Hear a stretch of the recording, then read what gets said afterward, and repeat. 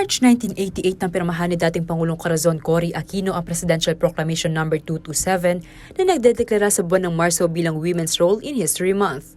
Layo nito magbigay daan sa paggunita at pagkilala sa kontribusyon ng mga Pinay sa ating lipunan. At sa pagbibigay pugay sa mga kababaihan, isa ang City of San Fernando Water District sa patuloy na tumitindig at nakikiisa. Sa Setyembre ng nakaraang taon, inilunsad ng CSFWD ang Fernandina Water Refilling Station, isang sustainable livelihood program sa Northville 1, Barangay Calunod, Ciudad San Fernando. Kaya nga ngayon, ginaguide natin sila kung paano i-operate yung water station, refilling station.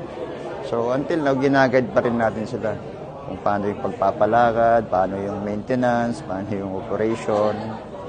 So tingin ko naman natutuwa naman sila at nandyan tayo lagi upang magbigay serbisyo sa kanila. At ngayong Women's Month, bilang bahagi na rin ng Gender and Development Program ng CSFWD, proyektong pangkalusugan at kalinisan ang kanilang isinusulong. Sa celebration ng Women's Month, ini-emphasize namin ngayon yung program WASH, no? Water and Sanitation and Hygiene for women and girls, no? Even the gentlemen, no? Kasi kailangan talaga yung sanitation and hygiene, no?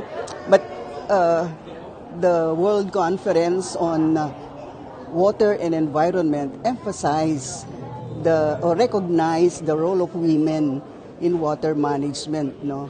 Because even at our households, the women are the ones responsible for collecting and managing water in their own household. Ayon kay Engineer Fer Cailao, chairperson ng Board of Directors ng CSFWD, isang sand filter din ang nakatakda nilang i-donate sa isolation facility ng city government na matatagpuan sa Civic Center. Here naman sa ating mga, we can call it corporate social responsibility, ang mga projects natin, isa dyan yung ibibigay natin o donate na isang, we call it a sand filter.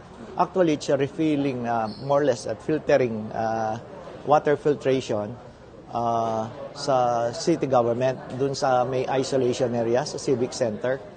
So, we'll be inaugurating it, I believe, within the month, within the Women's Month. Nakikipagtulungan din daw ang CSFWD sa mga programang ikinakasa ng city government ngayong buwan, kabilang na ang Unity Walk, Women's Summit at iba pa.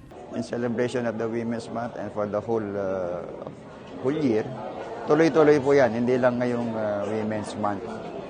So just hope na kahit sa konting paraan lang, nakakapag-serbisyo tayo at nakakatulong sa kanila upang mayangat din ang kanilang mga